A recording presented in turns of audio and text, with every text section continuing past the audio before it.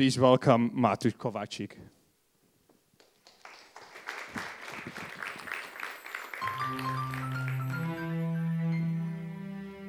Hello.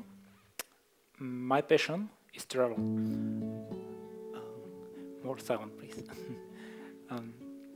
2 years ago, I traveled in Eastern Africa. I traveled in Kenya, Uganda, Rwanda, and Tanzania. And I had some nice experience from there.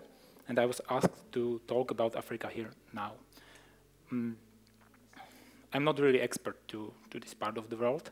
And my topic, my personal topic is freedom. And that's why I'm happy that you have such topic here, update your operating system. But since I was asked to talk about Africa, I will tell you something which is related. How I got there was because of this girl. I met her here in Slovakia like 3 years ago. She's from Estonia, and she had a dream since she was like 18 years old, like most of you. She always wanted to go to Africa. That was her dream. And she didn't have a lot of money, but she knew that Estonian army has a mission there. So this was the way how to get there. So she went to the army. She went through the trainings, but she had some knee injury, so she could not go to Africa to army. So she searched for other options. She worked in a hospital, she just saved money, she worked a lot, and then finally she saved money, she went there as a tourist. She explored, and anything possible happened to her. All her stuff was stolen, and that was how she learned about these countries. She went to Kenya. She even got to Lake Turkana, which is a very distant place. It's in northern Kenya. It's just desert there, and crocodiles in the lake, and some nice birds, and that's more or less it. But many travelers dreamed about getting there. She got it. She ended up accompanied by 4 guys with AK-47 as her protectors, because it's not safe there for tourists. So some local people asked those guys to protect her. She had such an adventure, and what I want to talk about is that she is for me an example of freedom, an example of fulfilling the dream. Then she wanted to go to Africa again. We went there together, and then again she went to England, and she worked for 5 months. She took care about old people in their houses 5 months without a single day free, just to save money for going to Africa. We went there together, and yeah, this is her before. We went there together, and before she told me a story about some very distant place. You go from Nairobi, the capital of Kenya, to a city called Nakuru, then to a small village called Minyang, and even further to the place which is not even on the map.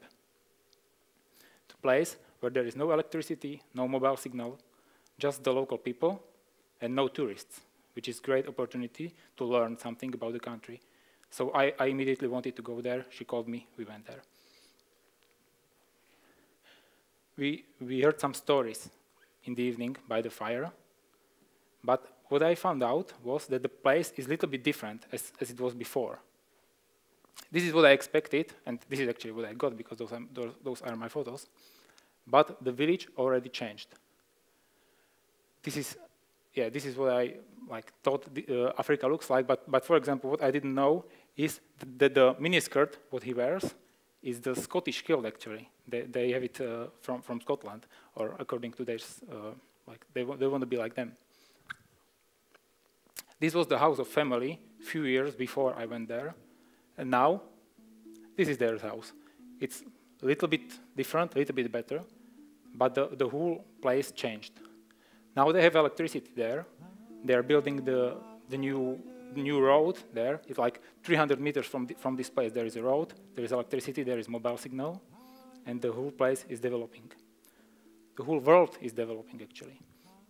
According to Human Development Index, which is the index of how much the country is developed, Kenya is growing so fast that that countries which are on the first places on this index, which are Norway and Sweden, never grow so fast, like the Kenya now, like the India, like Indonesia, like Brazil.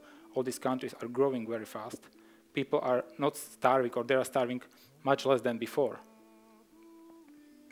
They had a school there already.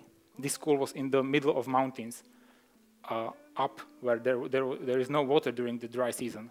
So all the adult people, all the parents, migrated somewhere else, but children could stay there because they had water. The guy from the family studied at the university. He studied marketing. He had internet. He could be at the university. Look what he has in his left hand. They have mobiles, and they invented even mobile payment. It's called M-Pesa. Pesa means money in Swahili, and they are sending and receiving money by mobile. And this is in the capital of Rwanda, in Kigali. I was really surprised how this country is developed. It's very different from the other countries. So the main news is that the world is getting better, and I'm very happy about this, and nobody's talking about. We just hear about the economic crisis, etc., but in all pure world, in all developing countries, the amount of children per one mother is getting down, which means that they can care better about the children, they can get an education. And it means that it raises the living standard in all the pure world, which is a great thing. One of the reasons why this is possible in Kenya is this. Maybe you know, maybe not, but most of roses in Europe, which are marked like from Holland, are from here, are from Kenya, or from Ethiopia, like this picture is from Ethiopia. They are cut there, and during the 5 days, they are brought here even to Slovakia, to our hypermarkets. So they are cut in close to Naivasha Lake. They are brought to Nairobi airport, from there by plane to Holland, from there by trucks to here. But 40% of the price gets the retailer. Another 25% of the price is for transport. Another big part of the price gets from the owners of company, those Hollands and Kenyan owners of company. The biggest company is owned by Indian guy who studied in US, and just the small money goes to the people, but those people can take care about their families. There was a village close to Naivasha Lake, which had 7,000 inhabitants. Now there is 300,000 people working for this flower company. And they have schools there, hospitals, everything. So their life is better, but they destroy the environment. The lake is polluted by the pesticides. The Maasai's shepherds cannot feed the cattle there because it's just so destroyed. And my question for you is, if you buy the rose here, rose which is from Holland, actually from Kenya, do you help them or do you harm the country? This is how Nairobi looks like, the capital. And this is maybe 15 kilometers from there. This is Kibera, the second biggest slum in Africa. In all world, in this slum situation is very similar. Whether there are slums in Africa or in Bangladesh or favelas in South America or gypsies places here in Slovakia, the sociological studies showed that if you put together very poor people, they consume more alcohol, they are more violent, and they have less chance to get employed. So it's not about the race or about the country. It's just the fact of poverty. But because of many international organizations, this situation is getting better. I was there. I could see those people because of this guy who is a worker and who managed to get out of this. Even he lives there, but he has some living standards. And I could see many these international workers there, and the situation is really getting better. People often ask me what is Africa like? And I really don't know, because I visited just 5 countries there, and Africa, there is 2,000 languages there. Before colonization, there was 10,000 of small tribal states in Africa. I answer, what is Europe like? What are Slovaks like? I don't know. What Europe is it Britain or is it Greece? Is it Spain? Is it Ukraine? All is Britain. All is Europe. So what is Africa?